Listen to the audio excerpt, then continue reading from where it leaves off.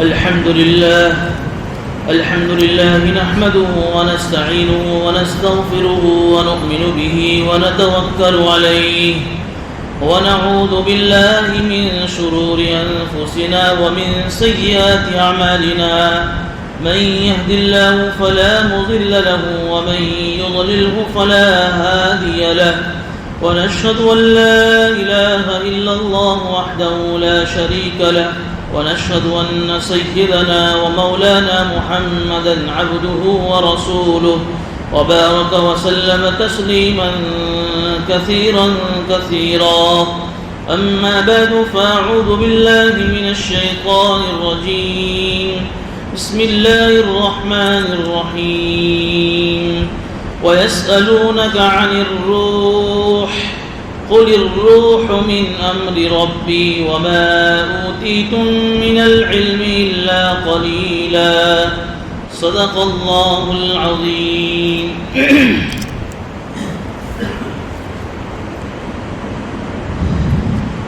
سورہ بنی اسرائیل کی آیت نمبر 85 کی تلاوت کی گئی ہے اور رکوع نمبر 10 ہے. گزشتہ 2 ہفتوں سے رکوع نمبر 9 کی تفسیر چل رہی تھی. گزشتہ ہفتے رکوع کے آخری آیت میں ایک بات بتائی تھی، قُلْ كُلٌّ يَعْمَلُ عَلَى شَاكِلَتِهِ فَرَبُّكُمْ أَعْلَمُ بِمَنْ هُوَ أَهْدَىٰ سَبِيلًا.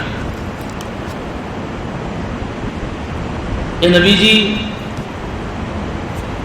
آپ لوگوں سے کہہ دیجئے کہ ہر آدمی اپنے ڈھنگ اور اپنے طریقے پر عمل کرتا ہے. فَرَبُّكُمْ أَعْلَمُ بِمَنْ هُوَ أَهْدَىٰ سَبِيلًا، لیکن تمہارے رب کو سب سے زیادہ یہ بات معلوم ہے کہ ان دونوں میں سے کون سیدھے راستے پر ہے. اس آیت کے اندر جو ایک لفظ ہے شاکلہ، اس کے بارے میں گزشتہ بتایا تھا کہ یہ عربی ایک لفظ ہے، اس کا ترجمہ ہے ڈھنگ، طریقہ. علماء کرام فرماتے ہیں کہ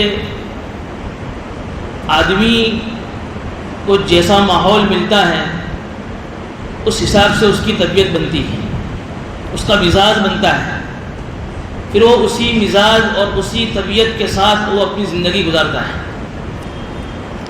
اگر اس کو اچھا ماحول ملا ہے تو پھر اس کے زندگیوں میں اچھی عادتیں آئے گی، اس کا مزاج اچھا بنے گا اور اس کی زندگی کی جو روش ہے، اس کی زندگی کا جو ڈھنگ ہے، طریقہ ہے، اس کا جو راستہ وہ بالکل سیدھا ہوگا.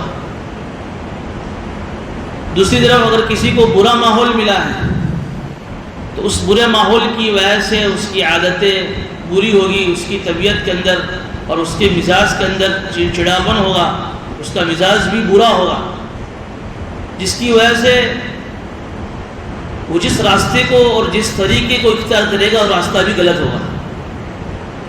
لیکن چونکہ عادت بن گئی ہے، مزاج بن گیا ہے، طبیعت بن گئی ہے، اس طریقے پر اور اس ڈھنگ پر چلنے کی، تو پھر دھیرے دھیرے آدمی یہ محسوس کرتا ہے، حالانکہ وہ غلط ہے لیکن وہ یہ محسوس کرتا ہے کہ میں صحیح چل رہا ہوں.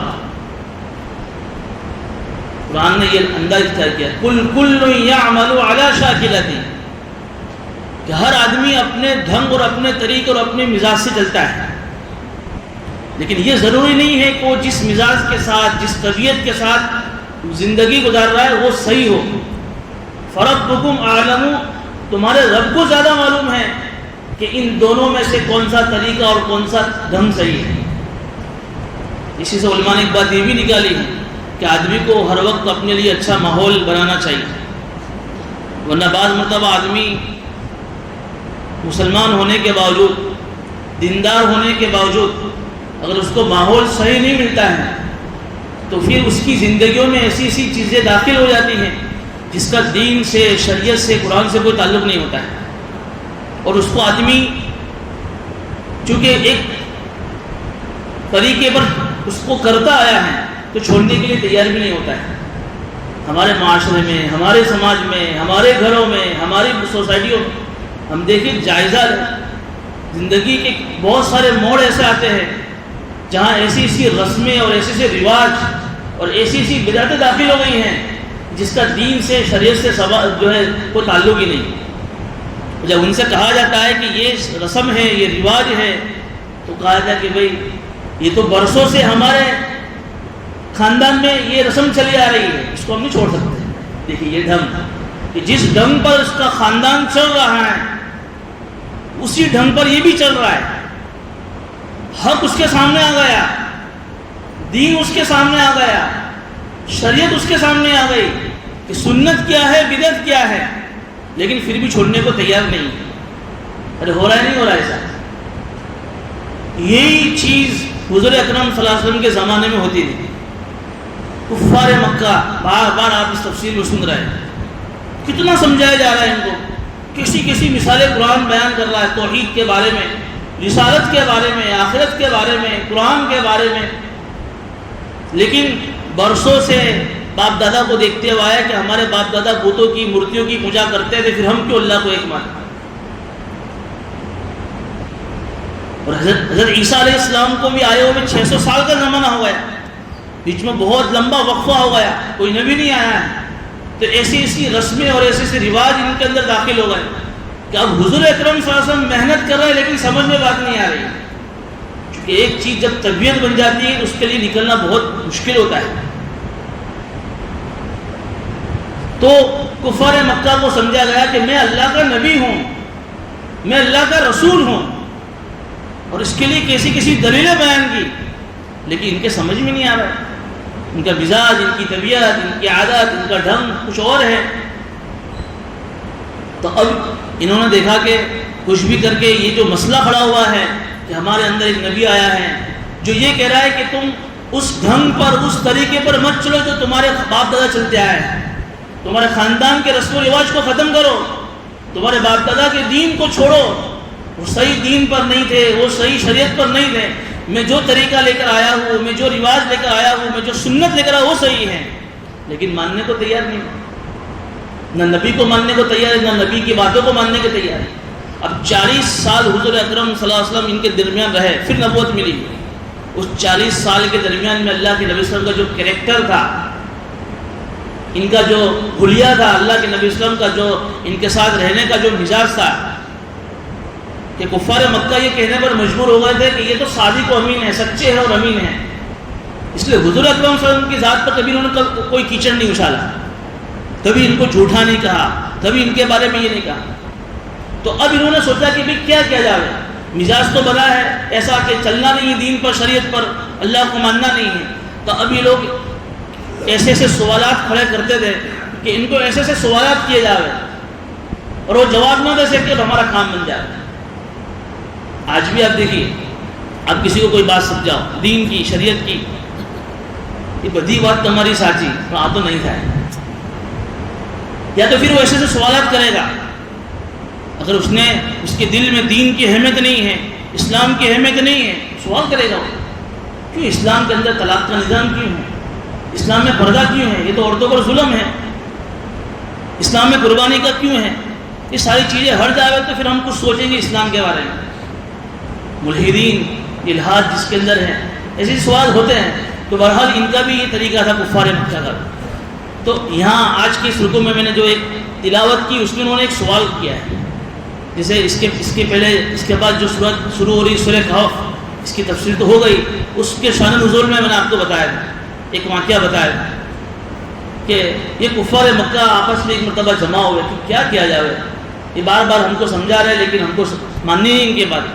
تو یہ لوگ مدینہ گئے، ابھی اللہ کے نبی صلی اللہ علیہ وسلم مدینہ ہجرت کر کے نہیں گئے، اس سے پہلے کی بات، چونکہ سورت مکی ہے، وہاں یہودیوں سے ملے، کیونکہ مدینہ میں یہود آباد تھے، اور ان سے جا کر پوچھا کہ کوئی ایسے سوالات اور کوئی ایسے اعتراضات اسلام کے اوپر بتاؤ، ہم جا کر کریں محمد سے صلی اللہ علیہ وسلم، اور وہ اس کے جواب نہ دے سکے اور ہمارا کام بن جائے۔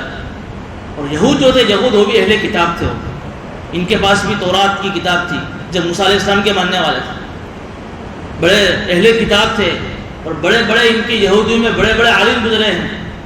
آج بھی مغربی ممالک میں جو مستشرقین جو کہلاتے ہیں، ان کے ہاں بھی بڑے بڑے یہودی عالم موجود ہیں، بلکہ ہماری جو حدیث کی کتابیں ہیں، پیارا کا تاجدار مدینہ سرکار تو عالم صلی اللہ علیہ وسلم کی زبان مبارک سے جو باتیں نکلی اس کو حدیث کہتے ہیں، اس کی بہت ساری کتابیں ہیں، بخاری شریف ہے، ترمذی شریف ہے، جو بڑی بڑی کتابیں ہیں۔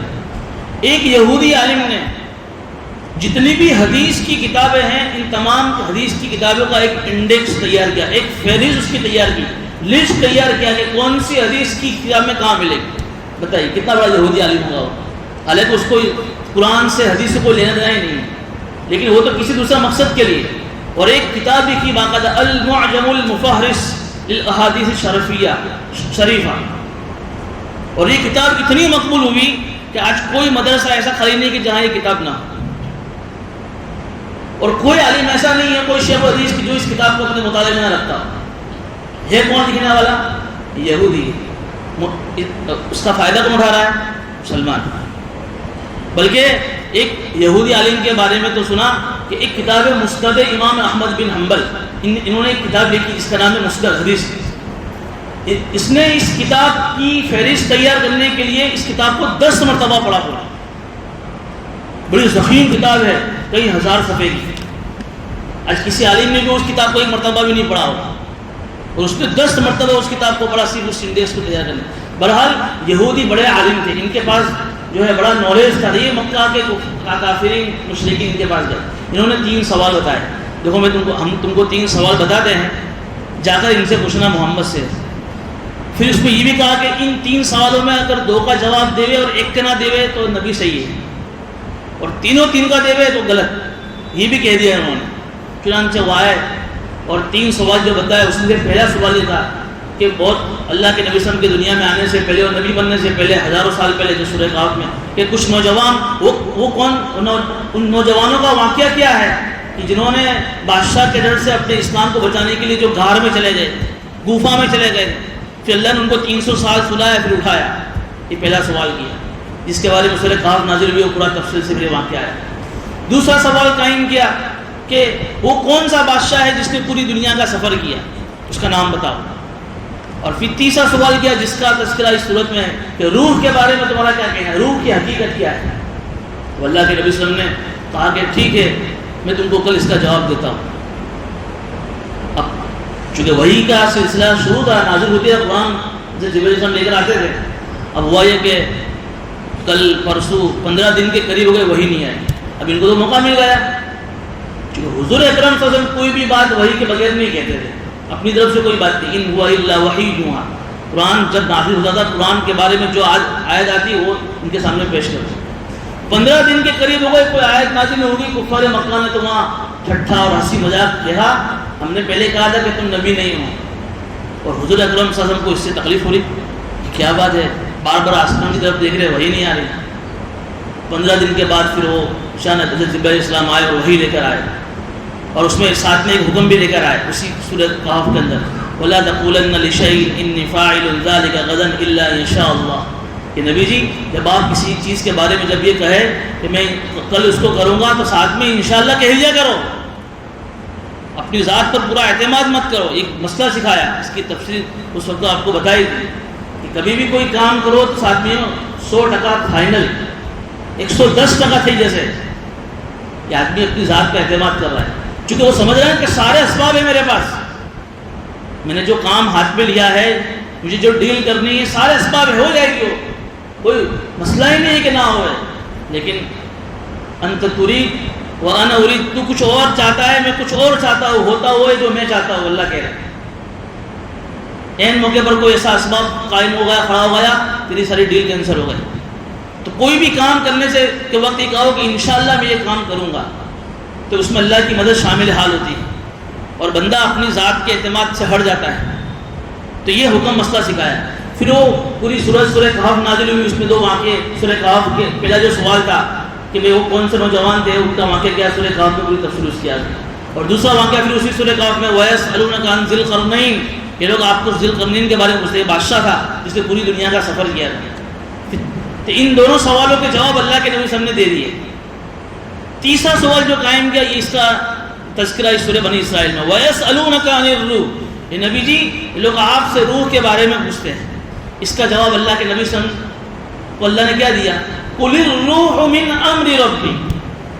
یہ نبی جی آپ کہہ دیجئے کہ روح میرے رب کے حکم میں سے ایک چیز ہے. بس اس کا جواب نہیں دیا. کیا کہہ دیا کہ میرے رب کا ایک حکم ہے روح.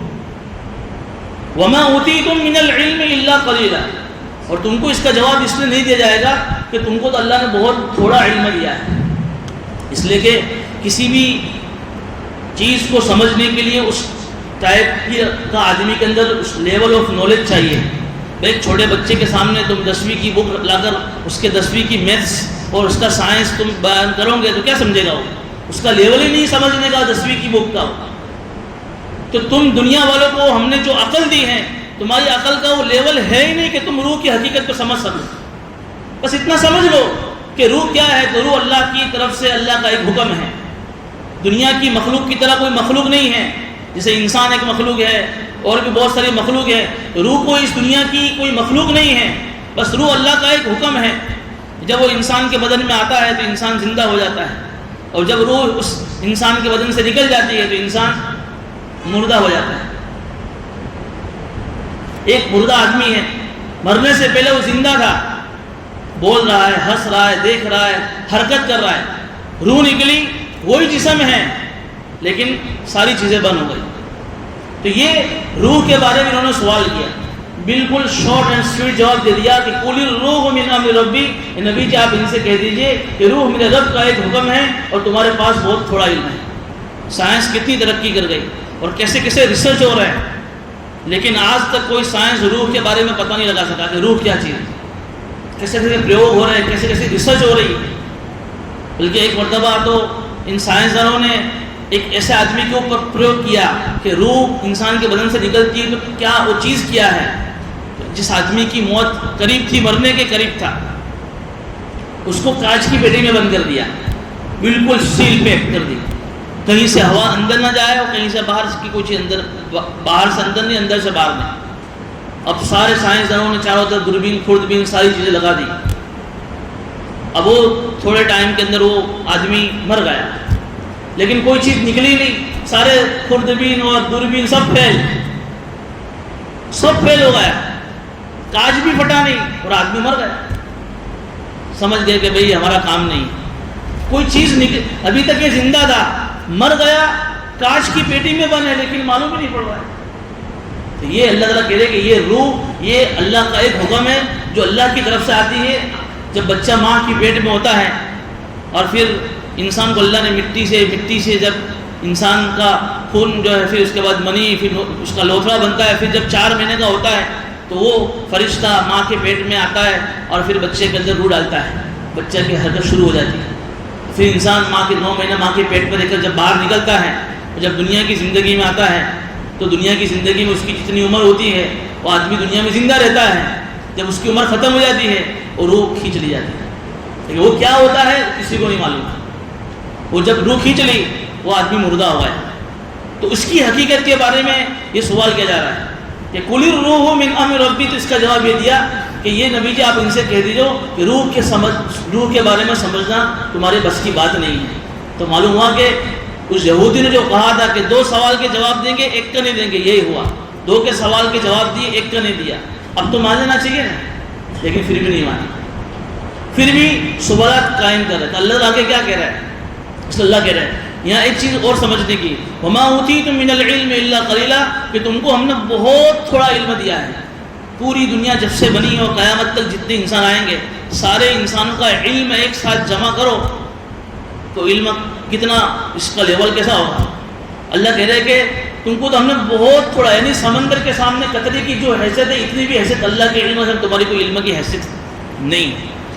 اگر یہ چیز اللہ کے نبی سے کو کہی گئی ہے تو پھر تو اللہ کے نبی کے بارے میں حدیث بتایا کہ اللہ نے فرمایا، اللہ کے نبی خود فرمایا کہ مجھے اولین و آخرین کا، یعنی دنیا جب سے بنی ہے اور قیامت تک، جب تک قیامت آئے گی تب تک جتنے علوم آنے والے سارے علوم اللہ نے مجھے سکھا دیے۔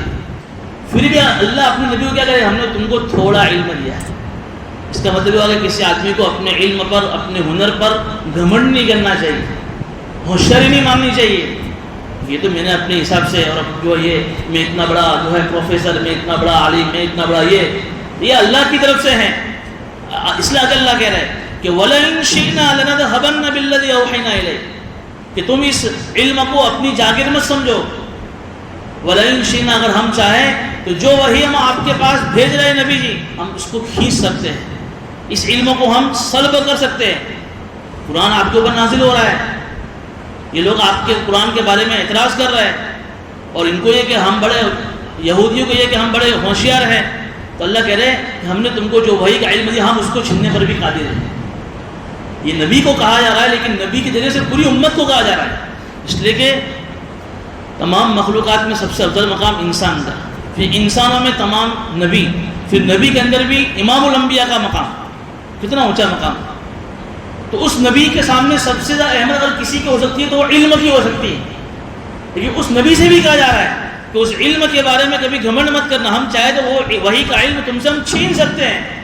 جیسے کہ کتنی ڈر ہوگی اللہ کے نبی صلی اللہ علیہ وسلم کو، کہیں وہ قرآن جو نازل ہو رہا ہے کہیں مجھ سے چھین نہ لیا جائے، کتنی ڈر ہوگی اللہ کے نبی صلی اللہ علیہ وسلم کو۔ جیسے ایک دنیا دار آدمی کو جس کے سامنے دنیا مقصود ہو، ہر وقت مال مال ہو، بڑا ارب و خرو پتی ہو، کروڑ پتی ہو، اگر حکومت کی طرف سے یہ اعلان آ جاوے کہ جب بھی چاہے ہم تیرا مال چھین سکتے ہیں، وہ کتنا ڈرے گا، وہ کہ کبھی بھی میں کروڑ پتی بن سکتا ہوں، کتنا ڈرے گا، کیونکہ اس کے سامنے دنیا کی ویلیو ہے، اللہ کے نبی صلی اللہ علیہ وسلم کے سامنے علم کی ویلیو تھی۔ تو اللہ کے نبی کے سامنے جب یہ آیت نازل ہوگی تو کتنی سانس گزری ہوگی، اللہ کے نبی کتنی تکلیف ہوئی ہوگی۔ وَلَئِن شِئْنَا لَنَذْهَبَنَّ بِالَّذِي أَوْحَيْنَا إِلَيْكَ، نبی جی ہم چاہے تو جو وہی قرآن آپ کو اتار رہے ہیں ہم اس کو کھینچ سکتے ہیں۔ ثُمَّ لَا تَجِدُ لَكَ بِهِ عَلَيْنَا وَكِيلًا، پھر ایک مرتبہ جب قرآن چھین لیں گے پھر تم کسی کو اپنا مددگار نہیں پاؤ گے، کوئی تمہارا مدد کرنے والا نہیں ہوگا کہ جو دو بار ہم کو جو ہمارے پاس سے تم کو قرآن لا کر دے دے۔ الا رحمۃ من ربک، اگر اللہ کہہ رہے اللہ سے، لیکن نبی جی یہ تو آپ کے رب کی رحمت ہے، اس رحمت کی برکت سے ہم نے ایسا نہیں کیا ہے۔ ان فضلہ کان علیک کبیرا، اس لیے کہ اللہ کا فضل آپ پر بہت ہے۔ چونکہ نبی کی شان تو ایسی تھی نہیں کہ وہ علم کی جو ہے اہمیت کم کرتے، تو نبی کی وجہ سے پوری امت کو بتانا مقصود ہے۔ امام بغوی نے اس آیت کی ضمن میں ایک عجیب بات لکھی کہ ایک حدیث نقل کی عبداللہ ابن مسعود رضی اللہ عنہ کی، ایک حدیث میں اللہ کے نبی صلی اللہ علیہ وسلم فرماتے ہیں کہ لوگوں قرآن کو سیکھو اور اس کو دوسرے تک پہنچاؤ، ایک وقت ایسا آئے گا کہ قرآن کو تمہارے درمیان سے چھین لیا جائے گا۔ اس آیت کی تفسیر میں، تفسیر مظہری میں قاضی ثناء اللہ پانی پتی نے لکھا ہے کہ قرآن کو چھین لینے کا مطلب، علم کو اٹھا لینے کا مطلب یہ نہیں ہوگا کہ اللہ تعالیٰ راتوں رات قرآن کو آسمان میں اٹھا لیں گے، اللہ راتوں رات لوگوں کے سنوں سے علم کو قرآن کو چھین، ایسا نہیں ہوگا۔ پھر وہ حدیث نقل کی کہ ان اللہ لا يقبض العلم انتزاعا، ایسا نہیں ہوگا کہ اللہ تعالیٰ قرآن کو ڈائریکٹ چھین لے، لیکن علم کے اٹھا لینے کا مطلب یہ ہے کہ اللہ تعالیٰ علماء کو اٹھا لے گا، جو جن کے سنوں میں قرآن کا علم ہے، ایک ایک کر کے اللہ تمام علماء کو دنیا سے ختم کر دے گا۔ اور اس کے بعد پھر کیا ہوگا کہ اتخذوا الناس رؤوسا جهالا، اب دنیا میں کوئی مسئلہ بتانے والا نہیں ہوگا، تو پھر لوگ جاہلوں کو اپنا عالم بنائیں گے، پھر وہ کیا کریں گے، بغیر علم کے لوگوں کو فتوے دیں گے، خود بھی گمراہ ہوں گے اور دوسروں کو بھی گمراہ کریں گے، علم ہی ختم ہو جائے گا، بغیر علم کے پھر فتوے دیے جائیں گے، بغیر علم کے پھر ساری باتیں کی جائے گی، کیا ضرورت ہے کسی کے پاس جانے کی، ہم خود ہی عالم خود ہی مفتی بن جائیں، زمانہ ایسا آئے گا۔ تو یہ علم ایک زمانہ ایسا آئے گا کہ علم اس طرف اللہ اٹھا لے گا۔ اور ایک روایت میں یہ بھی ہے کہ ایک زمانہ ایسا بھی آئے گا قیامت سے پہلے رات میں لوگ سوئے ہوئے ہوں گے، جب صبح میں اٹھیں گے تو کسی کے سینے میں قرآن کا علم ہی نہیں ہوگا، وہ زمانہ بھی آئے گا، قرآن کا علم اللہ ہر ایک کے سینے سے نکال دے گا۔ تو علماء نے اس آیت کی ضمن میں لکھا ہے کہ قرآن کی نعمت کی قدر کرو، اور جن جن ذرائع سے، سورسز سے، جن جن واسطوں سے قرآن ہم تک پہنچ رہا ہے ان کی بھی قدر کرو، مسجدوں کی، مدرسوں کی، علماء کرام کی، کہ ان کے ذریعے سے قرآن کا علم ہم تک پہنچ رہا ہے۔ کیونکہ ہم جس ماحول میں ہیں ہم آزادی کے ساتھ اپنی مرضی ہم عمل کر سکتے قرآن کے اوپر۔ آپ کو معلوم ہے کئی مرتبہ بتایا، جو تاریخ ہے قرطبہ کی، سمرقند کی، بخارا کی، بڑی بڑی کتابیں لکھی گئی تھی۔ امام بخاری کہاں کے تھے؟ بخارا کے تھے۔ امام قرطبی تفسیر کے بڑے مفسر گزرے ہیں، بڑی بڑی تفسیر کی باتیں انہوں نے لکھی ہیں، قرطبہ کے تھے۔ کیا حال ہوا کہ جب لوگوں نے قرآن کی قدر نہیں کی، حدیث کی قدر نہیں کی، علماء کی قدر نہیں کی، اللہ تعالیٰ نے قرآن کی نعمت کو ایسا چھنا اور لوگوں کو، ظالموں کا ایسا مسلط کیا کہ آج بھی قرآن کو ظاہر میں پڑھنا جرم ہے۔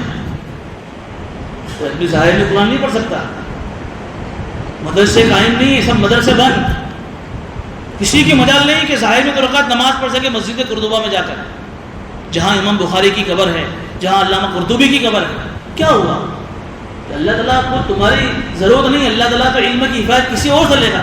ان لوگوں نے اصل میں ہوا یہ تھا کہ اس زمانے میں جو علماء تھے جن کے ذریعے سے علم لوگوں تک پہنچا تھا، تو اس زمانے میں جو دوسری قوم تھی انہوں نے علماء کا اور عوام کا رابطہ کنیکشن توڑ دیا کہ تمہیں ضرورت نہیں علماء کی، تمہیں کیا ضرورت ہے، تم اپنی مرضی سے علم حاصل کرو. جیسے آج بھی ہو رہا ہے، گوگل آ گیا، واٹس ایپ آ گیا، یوٹیوب آ گیا، اگر کوئی مسئلہ ہے وہ گوگل پر دیکھ لو. اب تو بہت ساری ویب سائٹ آ گئی، کیا ضرورت ہے کسی عالم سے جا کر پوچھنے کی. یہ ایک بہت بڑی سازش ہے کہ ان کا تعلق علماء سے ختم کر دو.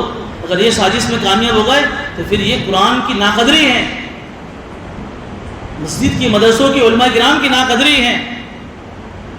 پھر حالات دور نہیں ہمارے ملک کے بھی، دیکھ رہے ہیں کیسے کیسے قانون پاس ہو رہا ہے. بھی وقف کا قانون کے پاس ہونے کی تیاریاں ہو رہی ہیں. جب وقف کا ایک قانون آئے گا تو پتہ نہیں کتنے سارے مدرسے عزت میں آ جائیں گے. ابھی ہم آزادی کے ساتھ مدرسوں میں ہمارے بچے جا رہے ہیں، آزاد ہم مسجدوں میں آ رہے ہیں، ہم کو اس کی قدر نہیں ہے. اس لیے ایک چیز جب مفت بھی ملتی ہے نا تو آدمی سمجھتا ہے کہ ارے کیا ہے، ٹھیک ہے، بدھ کے دن آ کر تفسیر میں بیٹھ گئے، مقادہ بیٹھ گئے، کیا ہے. لیکن جب وہ چیز ہم ہمارے ہاتھوں سے چھین لے جائے گی، اللہ نہ کرے، اللہ نہ کرے، عذاب اللہ نہ کرے، اللہ جو ہے ہمارے اس ملک کی اس سے حفاظت فرماوے. اللہ ہمارے ملک کے مدرسوں کے، وہ تمام دنیا کے مدرسوں کے اللہ حفاظت فرماوے. اس وقت ہمیں کورونا میں ہم نے دیکھ لیا کہ نہیں دیکھا. کورونا مسجد کے لیے آدمی ترستا تھا، سیمپل اللہ نے دکھا دیا. قرآن میں کوئی چیز باقی نہیں رکھی. لیکن وہ کیا ہوتا ہے کہ وہ ایک چیز آدمی بار بار سنتا ہے، وہ اس کی قدر ختم ہو جاتی ہے. مال مفت دل بے رحم. بچے کو باپ کے مال کی قدر نہیں ہوتی ہے. 100 روپے دے گا تو ایک دن میں واپس ڈالتا ہے، لیکن جب وہ کمائے گا نا تو اس کے 1 روپے کی قدر ہوتی ہے، چونکہ اب اس کی مزدوری لگتی ہے. باپ کا مال آرام سے واپرتا ہے. مال مفت دل بے رحم. جب تو خود کما تجھے پتہ چلے گا کہ 1 روپے کی کتنی ویلیو ہے. کوئی بھی چیز لے، دین ہو، دنیا ہو، قرآن ہو، مفت میں ملتا ہے، اس کی قدر نہیں ہے آدمی. قرآن کی آیت ہمیں کہہ رہی ہے وَلَئِن شِئْنَا لَنَذْهَبَنَّ بِالَّذِي أَوْحَيْنَا إِلَيْكَ. اللہ چاہے تو اس قرآن کو چھین سکتا ہے کہ تم کسی کو مددگار نہیں پاؤ گے جو قرآن تم کو اللہ سے لا کر دے سکے. إِلَّا رَحْمَةً مِّن رَّبِّكَ إِنَّ فَضْلَهُ كَانَ عَلَيْكَ كَبِيرًا. آگے اللہ تعالیٰ جب قرآن کی بات چل رہی ہے، چونکہ لوگ قرآن کو ماننے کو بھی تیار نہیں ہیں، کہ نبی جی آپ ان سے کہہ دیجئے. قرآن کی صداقت کا چیلنج ان کو دیا جا رہا ہے کہ سارے انسان اور سارے جنات سب مل کر لئن اجتمعت الانس والجن، اس بات پر جمع ہو جاوے کہ ہم اس قرآن جیسا کوئی قرآن لے آوے. لا یأتون بمثلہ، ہرگز ایسا قرآن یہ پیش نہیں کر سکتے. اصل میں یہ قرآن جب نازل ہو رہا تھا تو یہ قرآن جس قوم کے اوپر نازل تھا وہ قوم عرب تھی. ملک عرب جہاں اللہ کے نبی اسلام پیدا ہوئے، سرزمین عرب، جزیرۃ العرب کا جو علاقہ ہے، ان کی زبان، مادری زبان عربی تھی. ان کی زبان ایسی عربی تھی اور ایسی عربی بولتے تھے کہ ان کے چھوٹے چھوٹے بچے عربی کے اندر ایسی سی شاعریاں کہتے تھے کہ لوگ سن کر حیران رہ جاتے تھے. اور اگر کسی نے کوئی ایسی شاعری کہتی عربی میں تو وہ کعبے کے اوپر جا کر اس کو لٹکاتا تھا اور چیلنج کرتا تھا، ہے کسی کے مائی جو ہے، کسی کے ماں کے اندر دم، کسی کے اندر کوئی مائیں کا لال ہے کہ جس نے اگر اس شعر کا مقابلہ کیا ہو، اس جیسا میرا شعر پیش کرتے تھے. 7 دن ہو جاتے تھے، کوئی کسی کی ہمت نہیں ہوتی تھی. پھر دوسرا کوئی ایسا آدمی ادب آتا تھا، وہ اس سے بھی اچھا شعر پیش کرتا تو اس کا شعر ہٹا کر اس کا شعر لٹکا دیا تھا. مقابلے ہوتے تھے عربی میں شعر کے. اور ادھر اللہ کے نبی صلی اللہ علیہ وسلم نے کسی کے پاس عربی کی کوئی کتاب نہیں پڑھی، کوئی ان کا استاد نہیں ہے. اور وہ کیا کہہ رہا ہے؟ ان عربوں سے کہا جا رہا ہے کہ تم نہیں، قیامت تک جتنے بھی لوگ آنے والے ہیں سارے لوگ مل گئے، صرف انسان نہیں، جناتوں کی تو مدد لے لو. اور چیلنج اللہ کر رہا ہے کہ اس جیسا قرآن اگر تم یہ کہہ رہے ہو کہ قرآن اللہ کی وحی نہیں ہے، یہ تو نبی نے خود گھڑ لیا، ایسا کہتے تھے. یہ تو کسی کے پاس جاتے ہیں رات میں اور سیکھ کر آتے ہیں اور پھر ہم کو سناتے ہیں. یہ قرآن تو نبی کا گھڑا ہوا ہے. تو اللہ کہہ رہے کہ تم ہی کہہ دو ان سے، تم کو یہ چیلنج ہے کہ پورا قرآن اس طریقے سے پیش کر کے دکھا دو. اللہ کہہ رہے کہ لیکن وہ قیامت تک نہیں پیش کر سکتے. پھر اللہ جا کے کوئی بات نہیں، پورا قرآن تمہارے اندر بنانے کی ہمت نہیں ہے تو قرآن کی 10 سورت بنا لو. پھر بھی کسی نے چیلنج قبول نہیں. آخری چیلنج دیا، ایک چھوٹی سی سورت بنا کر دکھا دو. اِنَّا أَعْطَيْنَاكَ الْكَوْثَرَ فَصَلِّ لِرَبِّكَ وَانْحَرْ إِنَّ شَانِئَكَ هُوَ الْأَبْتَرُ. کتنی چھوٹی سورت ہے، لیکن اتنی چھوٹی سورت جب یہ نازل ہوئی تو اللہ کے نبی صلی اللہ علیہ وسلم نے کعبے پر لٹکائی. لو تم بڑے بڑے مقابلے کرتے ہو نا، بہت چھوٹی سورت نازل ہوئی، بنا کر دکھاؤ. کسی کے اندر ہمت نہیں. سورہ کوثر سن کر یہ سب تعجب پڑ گئے، کیونکہ اس میں جو فصاحت ہے، کیونکہ ہم تو گجراتی زبان جاننے والے ہیں، ہمیں کیا معلوم کہ اس میں کیا کیا فصاحت ہے، کیا کیا اس میں نکات پوائنٹ چھپے ہوئے ہیں. جب یہ سورہ کوثر سنی تو سب ہکا بکا رہ گئے. یہ کیسا قرآن ہے اتنی چھوٹی 3 آیتوں والی ہم اس کو بنا کر بہت کوشش کی. جب وہ القاریہ نازل ہوئی، القاریہ تم القاریہ، جو مغرب کے اندر اکثر یہ صورت پڑھی جاتی ہے. القاریہ قیامت کا ایک نام ہے کہ کھٹ کھٹانے والی چیز. ملقاریہ کیا ہے وہ کھٹ کھٹانے والی چیز؟ وما ادراک ملقاریہ، تم کو معلوم بھی ہے کہ وہ کھٹ کھٹانے والی چیز کیا ہے. قرآن نے عجیب انداز قیامت کا جو ہے منظر کھولا ہے. جب یہ آیت نازل ہوئی تو ایک جو ہے عربی کا ایک کفار مکہ، اس نے اس کے طرز پر ایک آیت بنائی، الفیل وما الفیل وما ادراک ما الفیل. ہاتھی، آپ کو کیا معلوم کہ ہاتھی کیا ہے؟ اب ہاتھی کا اور قیامت سے کیسے کیا لینا ہے؟ لوگوں نے ہنسا اس کی بات پر کہ تو کسی بات لے کر آیا ہے. مطلب اس زمانے میں کسی نے قرآن کے چیلنج کو قبول نہیں کیا، اور آج کوئی قبول نہیں کر سکتا. قیامت تک کوئی قرآن کے چیلنج کو قبول نہیں کر سکتا ہے. یہ قرآن کی صداقت کی دلیل ہے. ایسا زندہ معجزہ اللہ نے اپنے نبی صلی اللہ علیہ وسلم کے ذریعے سے دیا ہے کہ قیامت تک کوئی مائع کلال اس قرآن جیسی کوئی مثال پیش نہیں کر سکتا. کل ان اجتمعت الانس والجن، سارے انسان سارے جنات مل کر اس قرآن جیسی کوئی شکل پیش کرنا چاہے تو نہیں کر سکتے. وَلَوْ كَانَ بَعْضُهُمْ لِبَعْضٍ ظَهِيرًا، اگرچہ ایک دوسرے کی مدد کرنے والے بن جائے. وَلَقَدْ صَرَّفْنَا لِلنَّاسِ فِي هَذَا الْقُرْآنِ مِنْ كُلِّ مَثَلٍ، اور اللہ فرما رہے ہیں ہم لوگوں کے سامنے اس قرآن کے اندر کیسی کیسی مثالیں بیان کرتے ہیں.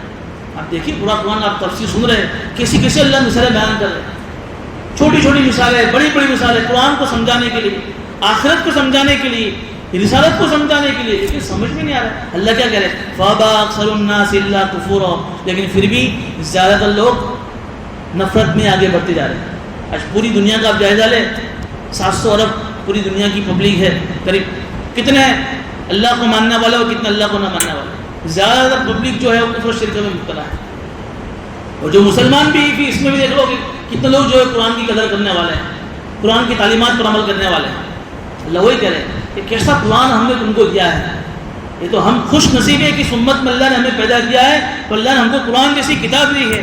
کیسا اللہ نے پروگرام دیا ہے قرآن کی شکل میں زندگی کو سیٹ کرنے کا کہ آدمی اس قرآن کے مطابق اپنی زندگی کو بناوے. اللہ جو ہے اس کو دنیا آخر میں اللہ کامیاب کرے. ایسا قرآن اللہ نے ہمیں دیا ہے. حدیث میں آتا ہے جس کو اللہ نے قرآن کی نعمت دی ہو، پھر وہ دنیا والوں کے اوپر نگاہ ڈالے، اس نے قرآن کی نعمت کی ناقدری کی.